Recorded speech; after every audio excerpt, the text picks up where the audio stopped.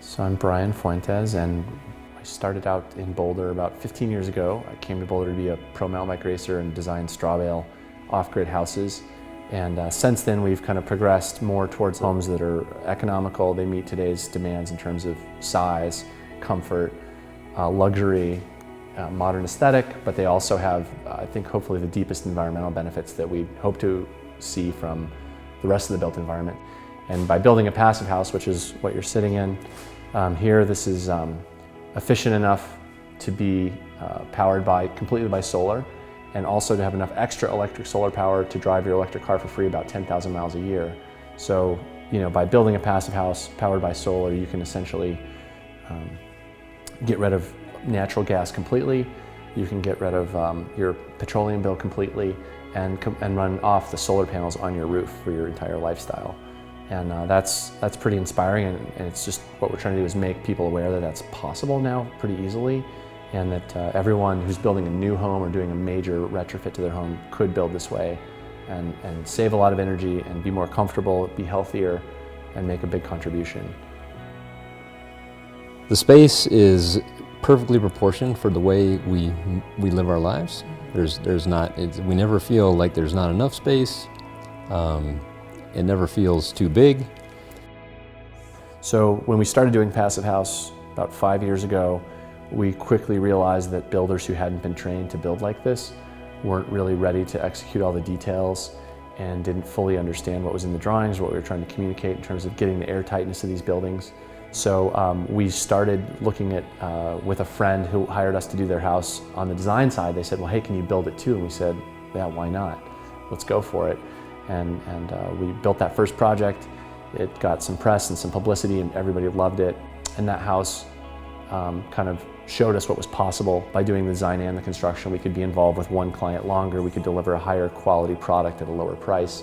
And we could start focusing in on the passive house methodology, how to execute these details, which weren't necessarily harder. They just required more attention to detail and executing those things at the proper time during construction. So by doing that now for the last 5 years, we've really been able to basically build at the same cost of other architects or builders in town at a much higher level of performance. Mechanically, it's a very simple house. It's heated and cooled by an upstairs and downstairs mini split. There's no ducts. There's no complicated, home automation systems to keep the temperature correct. It's just a very simple house to live in.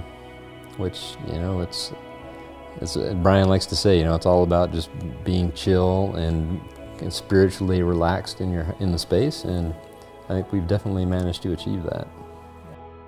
So thermal bridging, that's why we make these walls so thick, is most houses, if you look at them with the naked eye, you can't see heat leaking out, but if you use an infrared camera and you look at a house in the wintertime when it's really cold outside, you'll see heat pouring out of a typical house.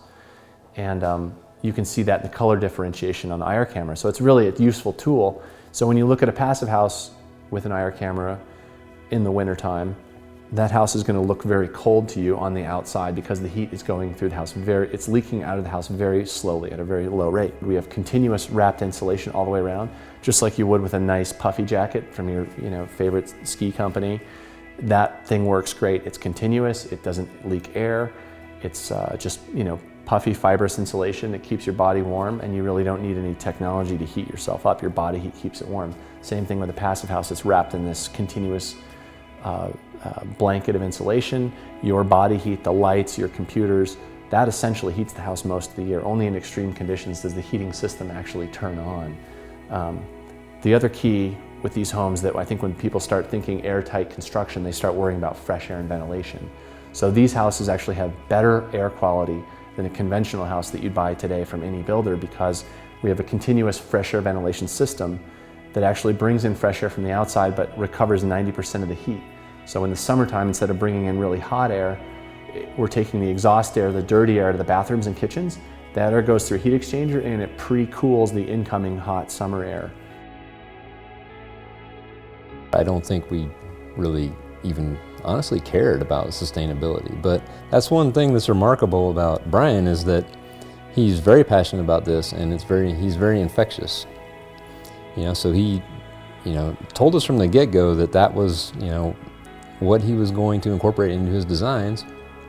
And and we pretty much had to go along with that. But he was so infectious that I said, all right, let's do it.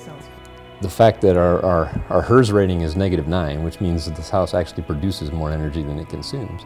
It's amazing, and I don't believe that there's a huge additional cost to achieve that. It's just simply thinking about the way things are constructed differently. And that's, I think, where Brian really stands out from the rest of the crowd. Our inspiration was really to create a place of solitude and rest and recovery, which I think the home is in the modern world today, where we're so inundated by information and media. You need a place to turn it all off and to be at peace. That's instantly sort of familiar, but also in a way, hopefully, spiritually inspiring, and sort of takes you away to another place so you can be present with yourself, but also hopefully inspired to transcend where you were earlier today and get away from it all and be ready to come back hard tomorrow.